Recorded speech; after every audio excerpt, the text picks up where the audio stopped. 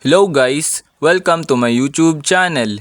Ngayon ay tuturuan ko kayo kung paano mag-download ng Lazada sa Google Play Store. Una, pindutin lang ang ating Google Play Store. Then, ayan, kapag nandito na tayo sa ating Google Play Store, pansinin nyo lang yung nakasulat sa baba na search, which is na ito siya. Ayan, makikita nyo naman, i-click nyo lang yung search. Then, ayan, kapag na-click nyo na, then makikita nyo naman yung search tab dito sa upper part. Ito siya sa taas, makikita nyo naman. Then, i-click nyo lang yan. Then, ayan, kapag na-click nyo na, ang gagawin nyo lang is itatype nyo lang dito yung Lazada. Ayan, type lang natin yung Lazada. Then, kapag na-type nyo na, then, search.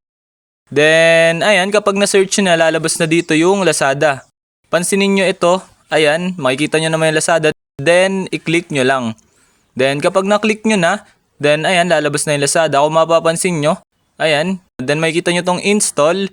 Then, i-click nyo lang yung install. Then, ayan, wait lang natin siya mag-download or mag 100%. And it means kapag nag 100% na okay na siya, na-download na natin ang ating Lazada. Ayan, kung mapapansin nyo, diretso installing na rin siya. Then, ayan, kung mapapansin nyo, okay na siya. Na-install na. Ayun, ganun lang na mga dali mag-download ng Lazada dito sa Google Play Store. Ayun lang. Thanks for watching. Subscribe me for more videos like this. Thank you.